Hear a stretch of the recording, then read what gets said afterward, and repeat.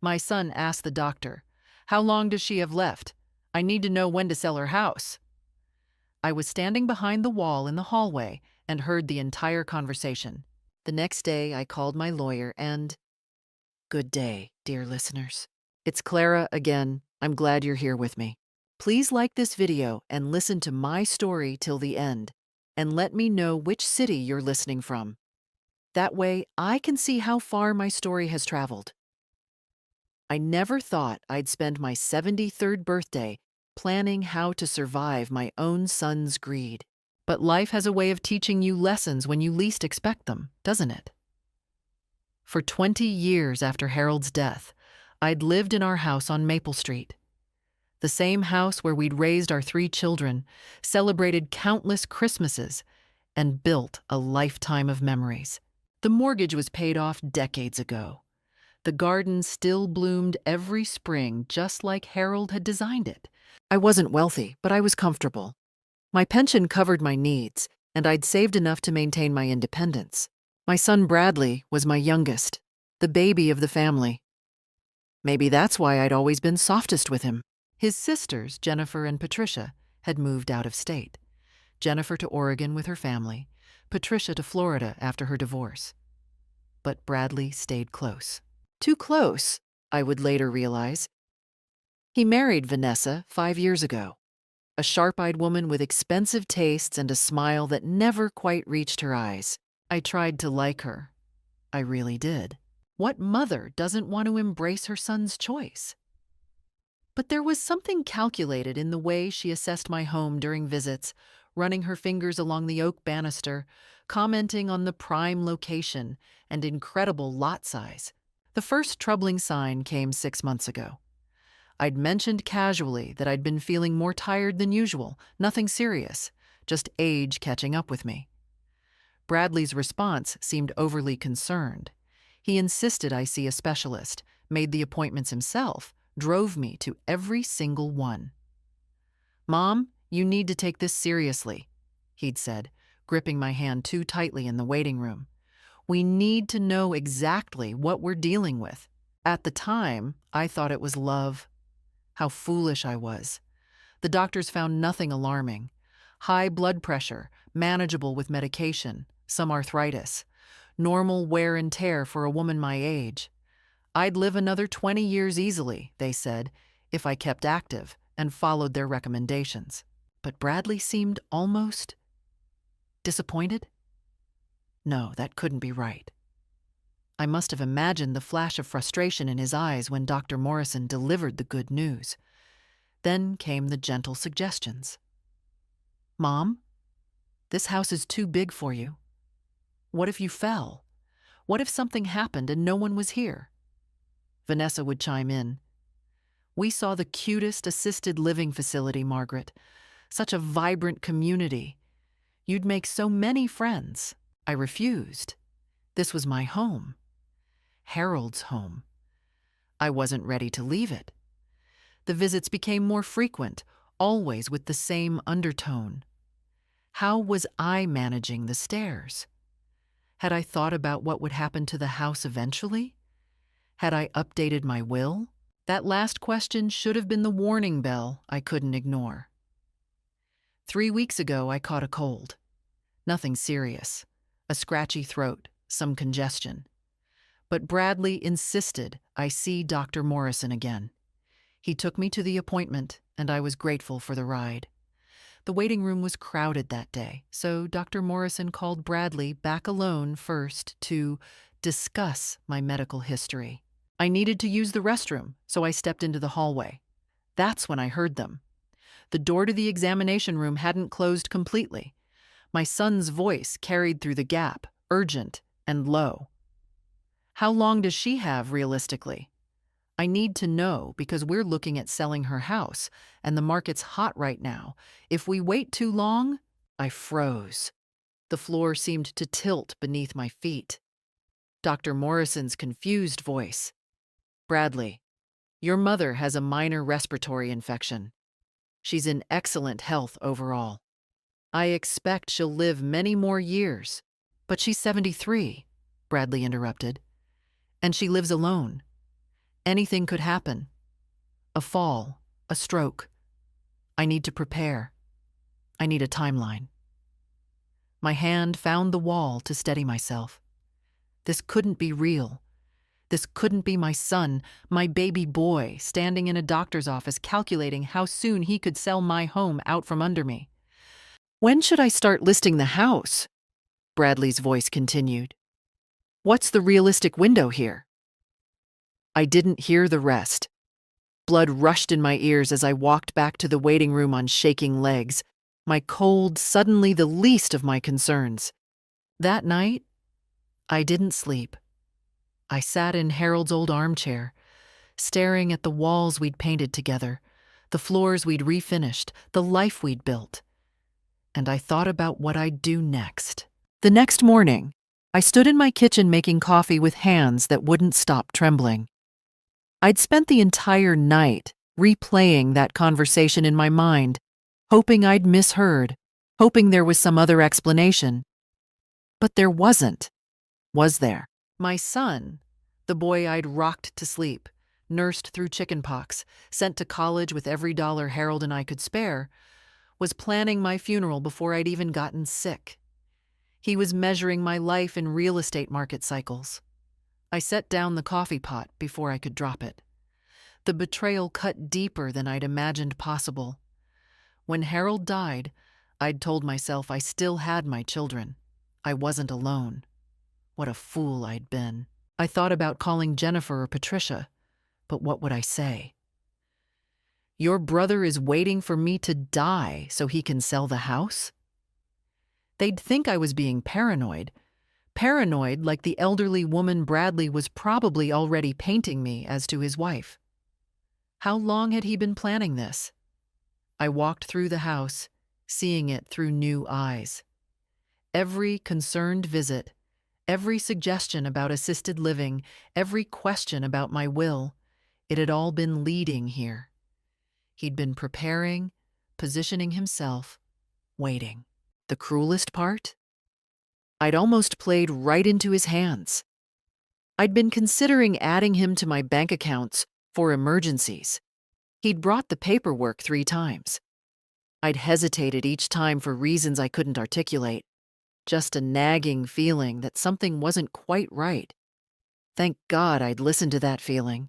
I sat at my kitchen table, the same table where Bradley had done his homework, where we'd celebrated his birthdays, and forced myself to think practically. What were my assets?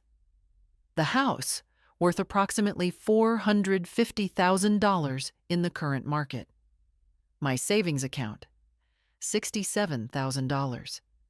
Harold's life insurance had been used up on his medical bills, but I had a small investment account, maybe $30,000. My pension, some jewelry, nothing extraordinary. $500,000, give or take. Was that what my life was worth to my son? I pulled out the file folder where I kept important documents. My will, drafted 15 years ago, split everything equally among my 3 children. Standard, fair, what any parent would do. But that was before I knew what Bradley really wanted. What recourse did I have? He hadn't actually done anything illegal. You can't arrest someone for being a greedy, calculating bastard. He'd been careful, hadn't he? Just concerned suggestions, just loving care. Plausible deniability if I ever accused him, but I'd heard him. I knew the truth. My reflection stared back at me from the darkened window over the sink. 73 years old, gray hair, age spots on my hands. When had I become invisible to my own son? When had I stopped being his mother and become just an obstacle to his inheritance? I wouldn't cry. I refused to cry. Tears were for grief, and I wasn't grieving yet. I was angry. The business card sat in my wallet, tucked behind my driver's license. Robert Chen, attorney at law, estate planning and elder law. Patricia had sent it to me months ago after her own estate planning. Just in case you ever need someone, Mom, she'd written. He's supposed to be excellent. I pulled out my phone. My fingers hovered over the numbers. Was I overreacting? Was I being paranoid? No. I'd heard what I'd heard. Bradley had asked about a timeline for my death like he was scheduling a home inspection. The phone rang 3 times before a professional voice answered. Chen and Associates, how may I help you? My name is Margaret Brennan, I said, surprised by how steady my voice sounded. I need to speak to Mr. Chen about changing my will, and I need it done quickly and quietly. Of course, Mrs. Brennan. May I ask what's prompting this urgency? I looked around my kitchen, at the life I'd built, at the home my son was already selling in his mind. I recently discovered that one of my beneficiaries is waiting for me to die. I'd like to make sure he's disappointed. There was a brief pause, then, Mr. Chen has an opening tomorrow at 10 a.m. Would that work for you? Perfect. I hung up and sat very still. I'd done it. I'd taken the first step. But the fear crept in immediately after. What if Bradley found out? What if he escalated? What if he tried to have me declared incompetent? Was I safe in my own home? I called my neighbor, Susan Martinez. We'd lived next door to each other for 18 years. She answered on the second ring. Susan, would you mind coming over for coffee? I need to talk to someone. 20 minutes later, she sat across from me, her face growing paler as I explained what I'd overheard. That son of a bitch, she whispered. Margaret, I'm so sorry. I need you to do me a favor, I said. If anything happens to me, anything at all, I need you to remember this conversation. Can you do that? Susan reached across and gripped my hand. Nothing's going to happen to you. We won't let it. But we both knew that wasn't a promise anyone could make. I slept better that night, though, knowing I wasn't completely alone. I had an appointment with the lawyer. I had a witness.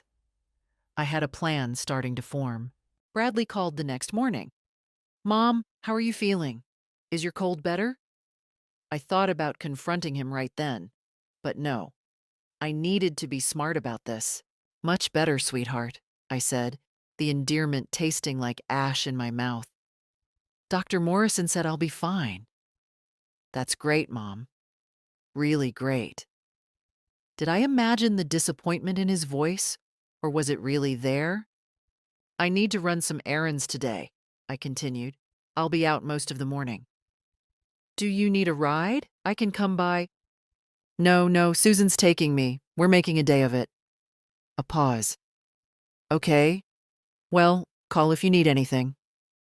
I would need something, all right. I would need him out of my life. Robert Chen's office was in a modest brick building downtown, sandwiched between a cafe and a dental practice. I arrived 15 minutes early, my purse clutched tight against my side, carrying copies of every financial document I could find. The waiting room smelled like leather and old books. Comforting, somehow. Susan had offered to come with me, but I'd declined. This was something I needed to do alone. Mrs. Brennan? A slim man in his 40s emerged from the inner office, extending his hand. I'm Robert Chen. Please, come in. His office was organized chaos, files stacked neatly, diplomas on the wall, a photo of 2 young children on his desk. He gestured to a comfortable chair and poured me a glass of water without asking. Tell me everything, he said simply. So I did. I told him about Bradley's questions, about Vanessa's comments, about the overheard conversation with Dr. Morrison. I told him about the house, the will, the slow realization that my son saw me as an impediment rather than a mother. Robert Chen listened without interrupting, taking occasional notes. When I finished, he sat back in his chair. Mrs. Brennan, I'm going to be direct with you. Your son hasn't committed any crime. Being eager for an inheritance while morally reprehensible isn't illegal. My heart sank. However, he continued, what you've described suggests a pattern of potential elder exploitation. And there are absolutely steps we can take to protect you and your assets. The fact that you're here, lucid and competent, gives us significant legal standing. What do you recommend? He pulled out a legal pad. First, we revoke your current will and draft a new one. Second, we establish a living trust for your assets. Third, we set up a durable power of attorney with someone you trust explicitly, not Bradley. Fourth, we create an advance healthcare directive. These documents will make it extremely difficult for anyone to manipulate you or your estate. How quickly can we do this? I can have everything drafted by the end of the week. We'll need witnesses who can attest to your mental competency. Do you have people who would be willing? I thought of Susan, of my friend Eleanor from book club, of Pastor Williams from my church. Yes, several. Good. Now, I need to ask you something important. Do you want to completely disinherit Bradley, or simply ensure he can't access anything until after your death, with protections in place? I'd been thinking about this all night. I want to leave him something, enough that he can't contest the will as easily. But the bulk of my estate should go to my daughters and to charities. And I want ironclad language that he receives nothing if he challenges the will. Robert nodded approvingly. An interim clause. Smart. That'll make him think twice. He paused. Mrs. Brennan, has your son ever shown any signs of aggression? Do you feel physically safe? I don't know anymore. If that changes, you call the police immediately. Document everything: visits, phone calls, conversations. If he asks about your will or finances, write it down with dates and times. This is your paper trail. We spent another hour going over details. He explained trusts and probate, healthcare proxies, and intestacy laws. My head spun with terminology, but underneath the confusion was a growing sense of control. As I stood to leave, Robert handed me his card. Call me day or night if you need me. And Mrs. Brennan, you're doing the right thing. You're protecting yourself. I walked out of that office feeling 10 years younger, but the feeling didn't last long. That evening, Bradley showed up unannounced. I was in the garden, deadheading roses, when I heard his car in the driveway. My stomach clenched. Mom! He came around the side of the house, Vanessa trailing behind him. There you are. We brought dinner. They'd never done that before. How thoughtful, I managed, but I've already eaten. Oh, come on, it's your favorite, Chinese from Golden Dragon. He held up the bags, smiling that smile I used to trust. We can all eat together. Something in his eyes was different. Alert. Searching. We sat at the kitchen table, and I picked at the lo mein while Bradley chattered about his work, about Vanessa's sister's baby, about nothing important. But he kept steering the conversation back to me. So where did you go this morning? Susan said you two went downtown? My pulse quickened. Shopping, just boring errands. What kind of errands? Bradley, why all the questions? I tried to sound light, annoyed rather than defensive. No reason. I just like to know you're okay. You're my mom. He reached across and patted my hand. You'd tell me if something was wrong, right? If you needed help with anything? Bills, paperwork, anything like that? There it was. He was fishing. Everything's fine, sweetheart. I'm perfectly capable of managing my own affairs. Vanessa spoke up for the first time. Of course you are, Margaret. But you know, at a certain point, it's wise to have help. My grandmother waited too long, and it was such a mess when she finally needed someone to step in. We're just thinking ahead. How considerate. I couldn't keep the ice from my voice. Bradley's eyes narrowed slightly. Mom, are you upset about something? Should I be? The air in the kitchen grew thick. Bradley and Vanessa exchanged a glance I couldn't quite read. Of course not, Bradley said slowly. I just feel like maybe you're pulling away from us, like you don't trust us. I wanted to scream the truth at him. Instead, I smiled. "Don't be silly. I'm just tired. I think I'll turn in early." After they left, I found the gift they'd brought, a folder tucked inside the Chinese food bag. I opened it with shaking hands. Financial power of attorney forms, healthcare proxy forms, all with Bradley's name pre-filled. He'd brought them to dinner. He'd planned to get me to sign them. I called Robert Chen immediately. "They know I'm up to something. Stay calm. How much do they actually know?" "They suspect. Bradley asked where I went today. He brought legal forms trying to get access to my accounts." "Did you sign anything?" "Absolutely not." "Good. We move faster then. Can you come in tomorrow? Bring your witnesses. We'll execute everything."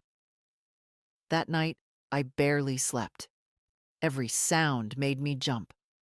I kept thinking about those forms, about Bradley's searching eyes, about how quickly concern could turn to something darker.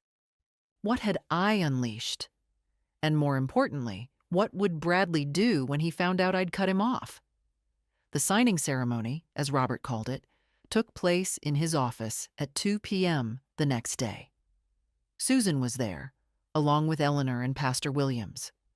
Robert had a notary present as well. "Margaret Brennan, are you executing these documents of your own free will, without coercion or undue influence?" Robert asked formally. "I am." "And do you understand the nature and consequences of these documents?" "I do." One by one, I signed. The new will, leaving Bradley only $50,000, enough that he couldn't claim complete disinheritance, but a fraction of what he'd expected. The rest would be split between Jennifer and Patricia, with substantial donations to the local library, the animal shelter, and the church Harold and I had attended for 40 years.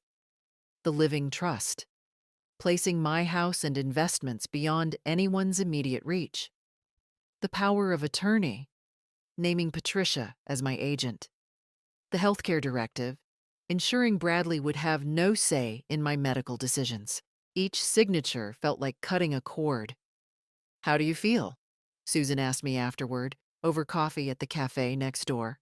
"Like I've just divorced my own son." She squeezed my hand. "You've protected yourself. That's not the same thing." But it felt the same. It felt like grief and liberation tangled together. I went home that evening and sat in the silence of my house. The documents were filed. The trust was funded. Robert had already sent certified letters to my bank, my investment company, my insurance providers. The fortress was built. Now I just had to wait for Bradley to discover it. I didn't have to wait long. 3 days later, he appeared at my door at 8 in the morning. No phone call, no warning. His face was flushed, his jaw tight. "We need to talk, now." I stepped aside to let him in, my heart hammering. He stalked into my living room, Vanessa close behind. She looked furious. "I got a very interesting call yesterday," Bradley said, his voice dangerously quiet. "From Mom's bank. Apparently, there's been a change to her accounts. I'm no longer listed as an emergency contact or beneficiary." "That's correct. Care to explain why?" I'd rehearsed this. Robert had coached me. "Stay calm. Don't be defensive. You have every right to manage your own affairs." I decided to reorganize my financial arrangements. "It's my money, Bradley. Your money." He laughed, but there was no humor in it.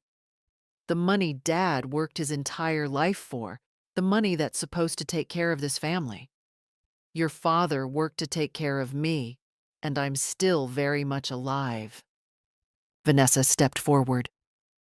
"Margaret, we're worried about you. These sudden changes, the secrecy, these are signs of cognitive decline. We think you might be experiencing some confusion." "I'm not confused." My voice came out sharper than I intended.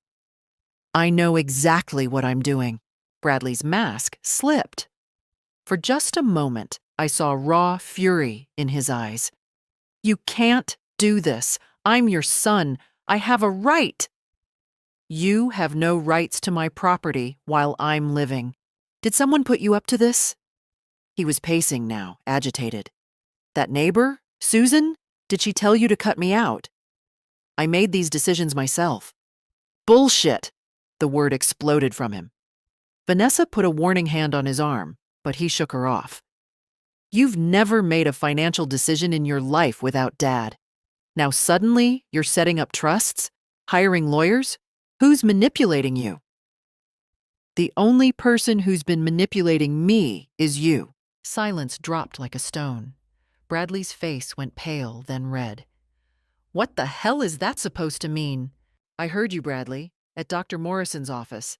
I heard you asking when you could sell my house. His mouth opened, closed, opened again. That's not. You misunderstood. How long does she have? I need to know because we're looking at selling her house. Those were your exact words. Vanessa recovered first. Margaret, you took that completely out of context. Bradley was simply trying to plan ahead to make sure we could help you if you needed assisted living. Don't. I held up a hand. Don't insult my intelligence. I know what I heard. I know what you've been doing. All the visits, all the concern, all the questions about my will. You've been circling like vultures. Bradley's face twisted. You ungrateful. We've been taking care of you, driving you to appointments, checking on you, worrying about you. Worrying about your inheritance, you mean? He took a step toward me. I stood my ground, even though my legs felt weak. You're going to regret this, he said quietly. We'll contest. We'll have you declared incompetent. You're clearly not in your right mind. Try it. I was surprised by my own calm. My lawyer has already documented my complete mental competency. I have witnesses. I have medical records.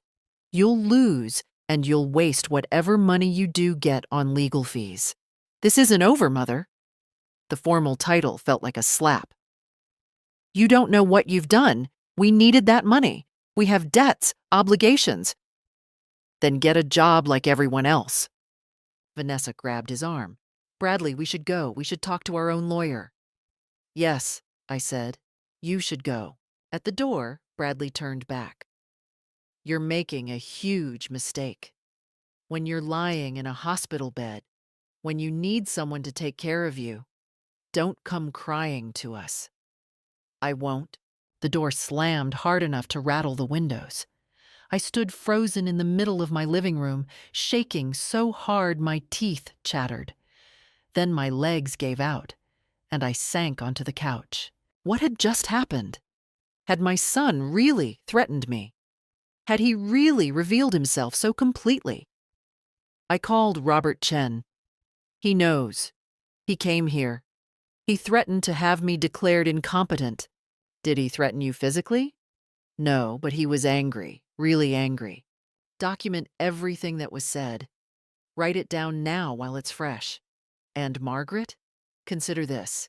He just showed his hand. If he tries legal action now, we can use this conversation against him. He's digging his own grave. Over the next week, I barely left the house. I felt bruised, exhausted, like I'd been through a battle. Susan checked on me daily. Eleanor brought meals.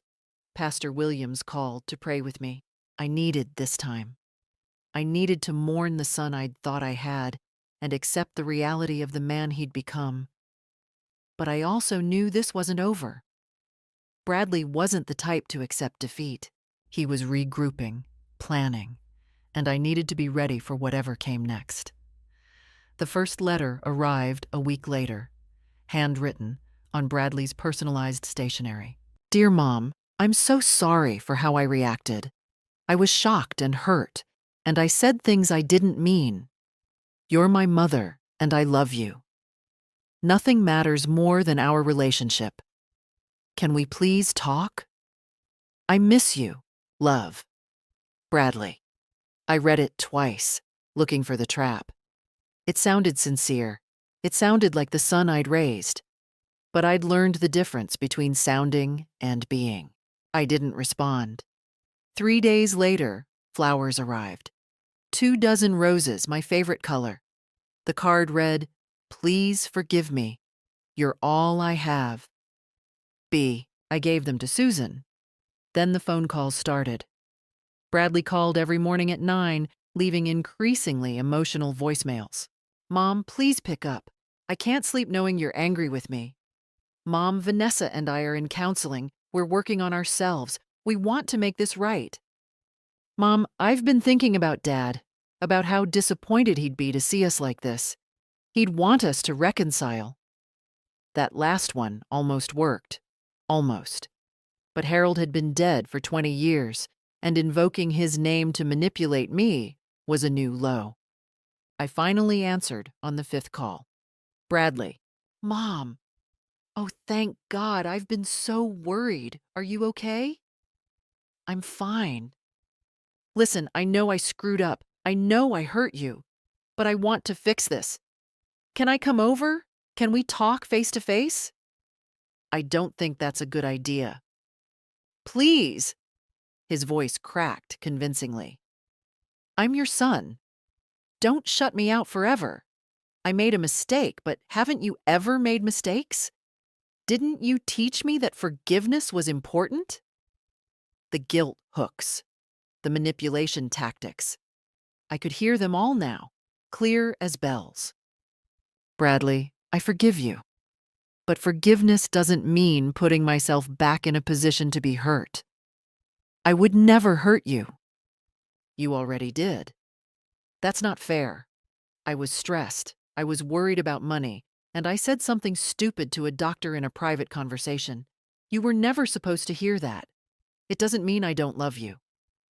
Love isn't measuring your mother's life against the real estate market." Silence. Then, I apologized. "What more do you want from me?"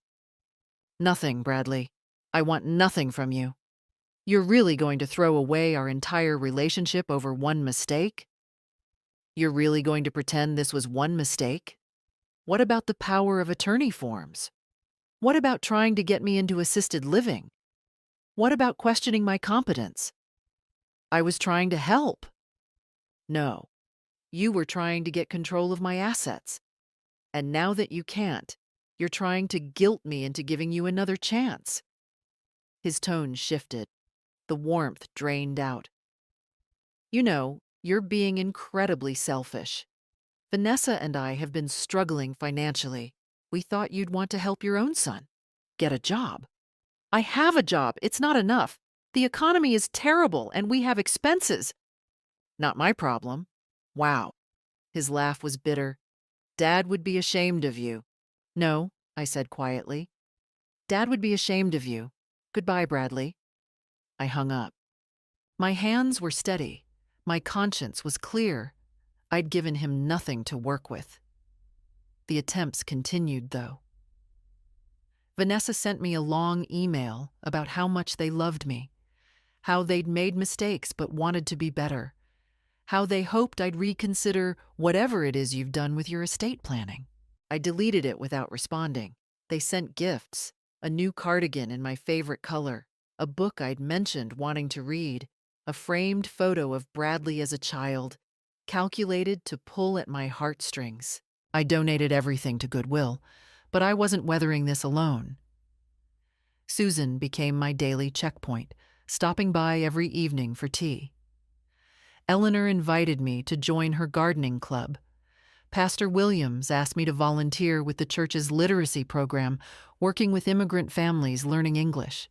For the first time in years, I had a full life again. I'd spent so much time being Bradley's mother that I'd forgotten how to be Margaret. One afternoon, I was at the library organizing donated books when a young woman approached me. She looked nervous. "Mrs. Brennan, I'm sorry to bother you. I'm Cheryl. I'm Bradley's co-worker at the insurance office." My guard went up immediately. "Did Bradley send you?" "No, God, no. I came because I think you should know something." She glanced around, then lowered her voice. Bradley's been telling everyone at work that you have dementia, that you've become paranoid and aggressive, that you've cut him off for no reason. He's building a narrative. My blood ran cold. For what purpose? He's consulting with lawyers. He wants to establish that you're incompetent so he can get guardianship over you and your finances. Can he do that? I don't know, but I've seen him manipulate situations before. He's convincing, and he's desperate. He and Vanessa are drowning in debt. Credit cards, a second mortgage on their house, loans from her parents. They need money badly. Why are you telling me this? Cheryl's eyes filled with tears. Because my grandmother went through something similar with my uncle. By the time we realized what was happening, he'd gotten control of everything and put her in the cheapest nursing home he could find. She died alone and heartbroken. I won't stand by and watch it happen to someone else. I took her hand. Thank you. Truly. That evening, I called Robert Chen and told him everything. This is good, actually, he said. If Bradley's spreading false claims about your mental state and we can prove it's false, it strengthens your position. I'll reach out to Dr. Morrison and get a formal letter confirming your cognitive health. We'll also want to do a new competency evaluation with a psychiatrist. Would you be willing? Whatever it takes. Margaret, you're handling this exactly right. You're building an impenetrable wall. Keep it up. I felt stronger after that call. Bradley thought he could paint me as a confused old woman. But I had doctors, lawyers, witnesses, and a paper trail that told the truth. Still, a small part of me ached. This was my son, the baby I'd nursed, the child I'd defended on playgrounds and at parent-teacher conferences. When had he become this person? Or had he always been this person, and I'd simply refused to see it? 2 weeks of silence followed Cheryl's warning. 2 weeks where I almost relaxed, almost believed Bradley had given up. Then they showed up on Sunday morning, just as I was leaving for church. They were on my porch, both dressed nicely.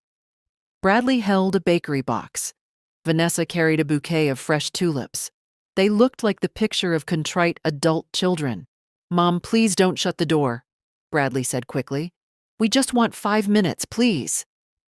Against my better judgment, or perhaps because Pastor Williams's sermon last week had been about reconciliation, I let them in. We sat in the living room, the same room where we'd had our confrontation weeks ago. But this time, their approach was completely different. Mom, we've been doing a lot of soul searching, Bradley began. I've been seeing a therapist.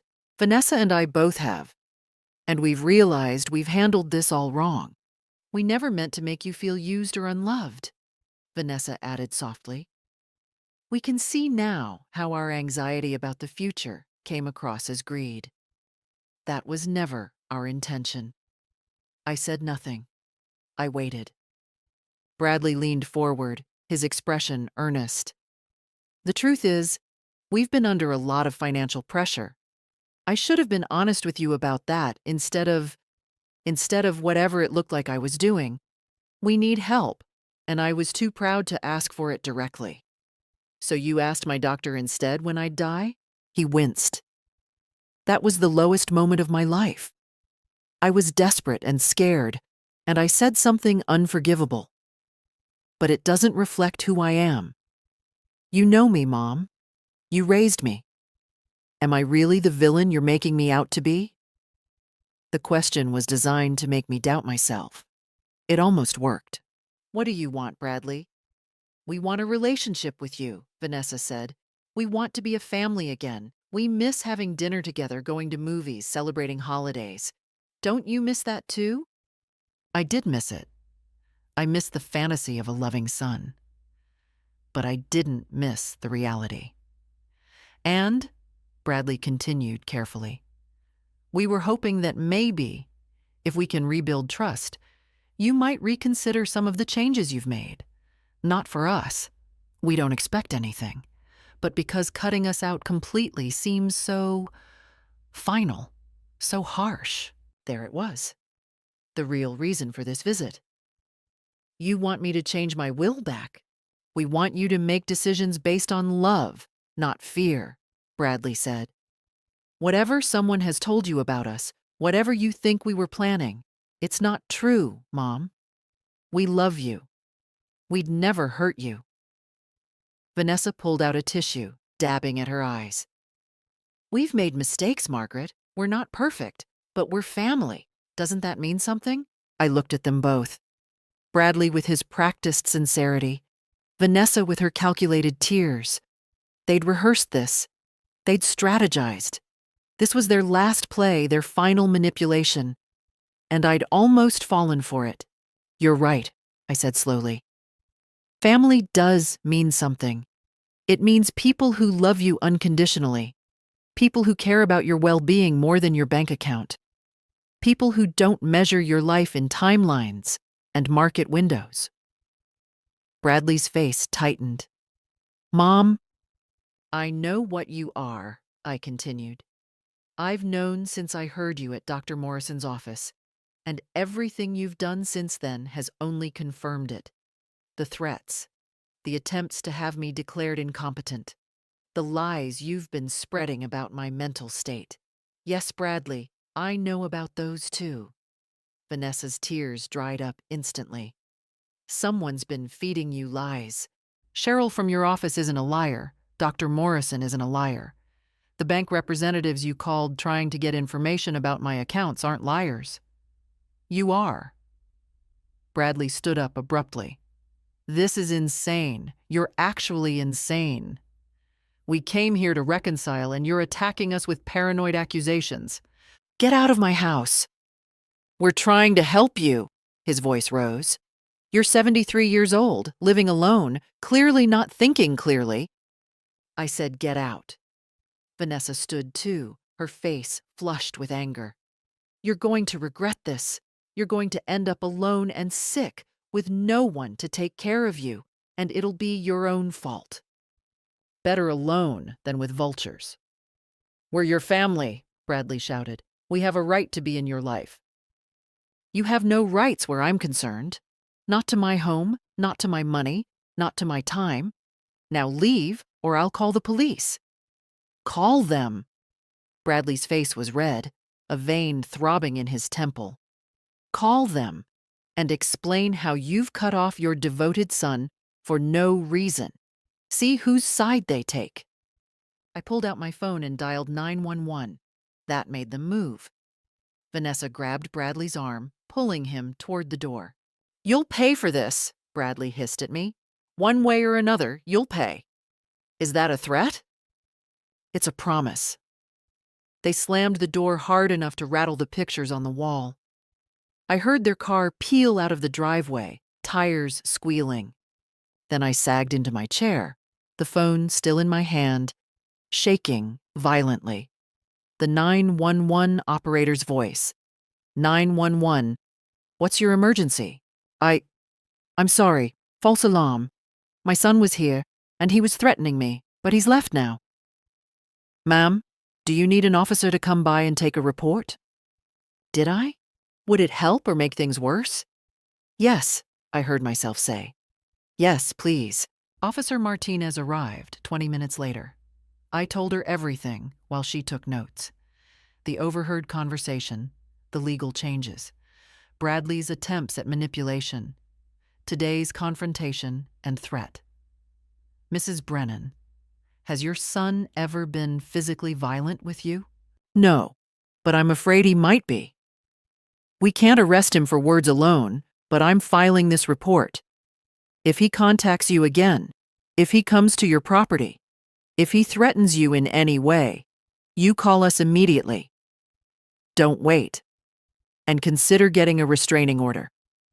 After she left, I called Robert Chen, then Susan, then Pastor Williams. I needed people to know what had happened. I needed witnesses to Bradley's mask finally slipping completely.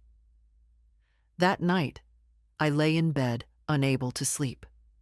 Bradley's face, contorted with rage, kept appearing in my mind. You'll pay for this, one way or another. What would he do next? How far would he go? But beneath the fear was something else. Something harder. Something that felt almost like pride. I'd stood my ground. I hadn't given in to guilt or manipulation. I'd protected myself. Whatever came next, I'd face it, because I was stronger than my son had ever given me credit for. And I'd be damned if I'd let him win. 3 days later, I received a certified letter. Bradley was filing for emergency guardianship, claiming I was mentally incompetent and a danger to myself. The court hearing was scheduled for 2 weeks out. "This is exactly what we expected," Robert Chen said when I showed him the papers, "and we're completely prepared for it. More than prepared, we're going to destroy his case." Over the next 13 days, Robert assembled my defense like a general preparing for war. Dr. Morrison provided a detailed letter confirming my excellent cognitive health. We had a psychiatrist conduct a full competency evaluation. I passed with flying colors. We gathered bank statements showing I'd been managing my finances perfectly for decades. We compiled witness statements from Susan, Eleanor, Pastor Williams, and even Cheryl from Bradley's office. And we had the police report from his threat. "Margaret, by the time we're done, Bradley won't just lose this case," Robert said grimly. "He'll have destroyed any chance of ever contesting your will successfully. The judge will see him for exactly what he is." The morning of the hearing, I dressed carefully. A navy suit Harold had always loved, pearl earrings, hair neatly styled. I wanted to look exactly like what I was, a competent, dignified woman who knew her own mind. The courthouse was smaller than I'd expected. We gathered in a conference room rather than a formal courtroom. Judge Patricia Hernandez presiding, a woman in her 60s with sharp eyes and a no-nonsense demeanor. Bradley sat across from me with his lawyer, a thin man named Gerald Pritchard, who looked uncomfortable with his case. Vanessa was conspicuously absent. Judge Hernandez reviewed the petition. "Mr. Brennan, you're seeking emergency guardianship over your mother, claiming she's mentally incompetent and has made irrational financial decisions. Is that correct?" "Yes, Your Honor," Bradley said earnestly. "My mother has been acting erratically. She's cut off contact with her family, made sudden changes to her will and finances without explanation, and has become paranoid and hostile. I'm deeply concerned for her well-being. Mrs. Brennan, how do you respond?" I looked at my son across the table. Really looked at him. He met my gaze for a moment, then looked away. "Your Honor, I'm not incompetent. I'm protecting myself from financial exploitation." "Those are serious allegations." "I have serious evidence." Robert began presenting our case methodically. First, Dr. Morrison's letter and medical records. Then the psychiatric evaluation showing my cognitive function was above average for my age group. Bank statements proving decades of sound financial management. Character witnesses attesting to my clear thinking and independence. Bradley's lawyer tried to object. These recent evaluations were clearly orchestrated. My client has observed concerning behavior over months. "Such as?" Judge Hernandez asked. "Paranoia, refusing help, isolating herself." "Mr. Brennan," the judge interrupted, "did your mother need help? Was she failing to pay bills, leaving the stove on, getting lost in familiar places?" Bradley hesitated. "Not specifically." "But she's 73. I'm 71, Judge Hernandez said dryly. "Continue, Mr. Chen." Robert stood. "Your Honor, I'd like to present evidence that this guardianship petition is not motivated by concern for Mrs. Brennan's welfare, but by financial interest." He handed the judge a transcript. "This is a conversation Mrs. Brennan overheard between her son and her doctor. With Dr. Morrison's permission, we've confirmed the content." Judge Hernandez read it. Her expression grew colder with each line. "Mr. Brennan, did you ask your mother's doctor when she would die so you could plan to sell her house?" Bradley went pale. "That's taken out of context. It's a yes or no question. I was concerned about planning ahead. Yes or no? I.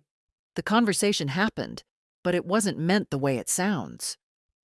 We also have evidence, Robert continued, that Mr. Brennan has been spreading false claims about his mother's mental state to coworkers and acquaintances, that he attempted to convince her to sign power of attorney documents under false pretenses, and that when she refused, he threatened her in her own home. We have a police report from that incident. He handed over more documents: Cheryl's affidavit, the police report, a stack of emails and text messages from Bradley asking others if they'd noticed his mother losing it. Judge Hernandez read everything in silence. The room was so quiet I could hear Bradley breathing, fast and shallow. Finally, she looked up. Mr. Brennan, I've been doing this for 23 years. I've seen many guardianship cases, and I've seen many instances of adult children genuinely concerned for aging parents. This is not one of them. Your Honor, I love my mother. You love her assets. Judge Hernandez's voice could have cut glass. Your petition is denied. Furthermore, I'm ordering a restraining order preventing you from contacting Mrs. Brennan directly or indirectly. You will stay at least 500 feet from her home. Any violation will result in immediate arrest. Bradley shot to his feet. This is ridiculous. She's an old woman being manipulated by lawyers and neighbors. Sit down, Mr. Brennan.